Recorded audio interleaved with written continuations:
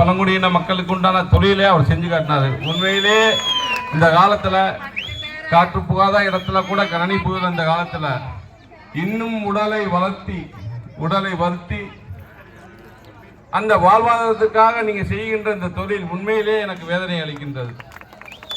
இந்த பழங்குடியின மக்களுடைய மேம்பாடு வாழ்வாதாரம் மேம்பட தளபதி விஜய் அவர்களும் சொல்லி உண்மையிலே பழங்குடியின மக்களுக்கு தனியாக ஒரு வாரியம் அமைக்க சொல்லி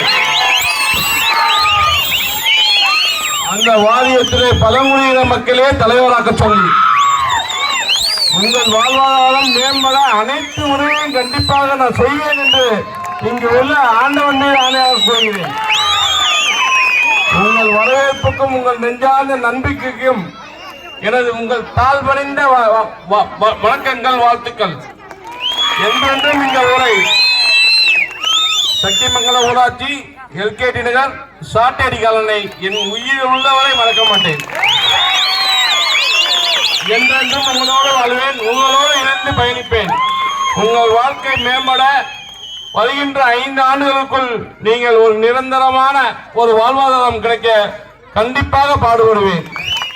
இந்த பகுதியிலே பழங்குடியின மக்களுக்காக அடுக்குமாடி வீடு கட்டி கொடுத்து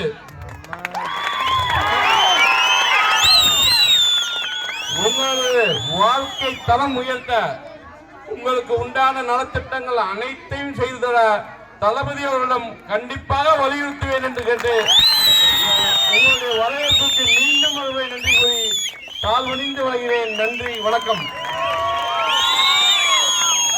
இவ்வளவு சிறப்பாக ஏற்பாடு செய்த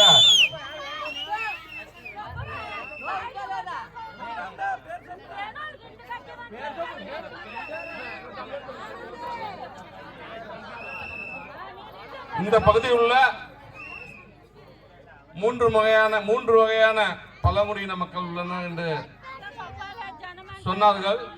சாட்டையடி பழங்குடியினர், இந்து பூம்பும் மாடு பழங்குடியினர், இந்து ஜோசிய காட்டு பழங்குடியினர் என்று உள்ளார்கள். எல்லா பேரும் ஒண்ணுதான். எனக்கு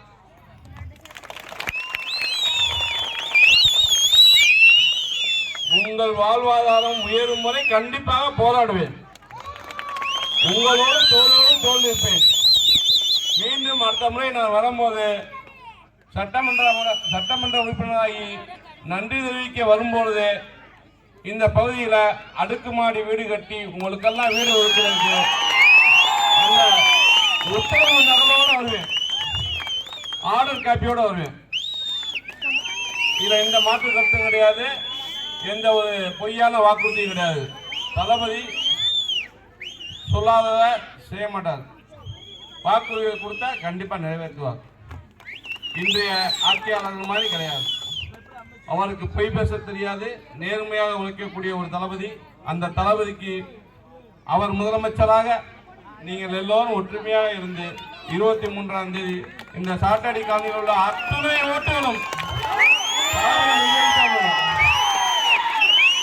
ஒரு தமிழ்நாடே பேசணும். இந்த சாட்டடி காலனிய தமிழ்நாடே பேசணும். ஒரு ஓட்டு கூட மாற்று கட்சி வாங்கன்னு தமிழ்நாடே பேசணும். அப்படி நீங்க எல்லாரும் ஒற்றுமையாக இருந்து 23ஆம் தேதி அதிகாலையிலே ஓட்டுச்சாவடிக்கு சென்று விசில் சின்னத்தில் வாக்களிக்க வேண்டும் என்று வேண்டி கேட்டுக்கொள்கிறேன். எல்லாருக்கும் நன்றி.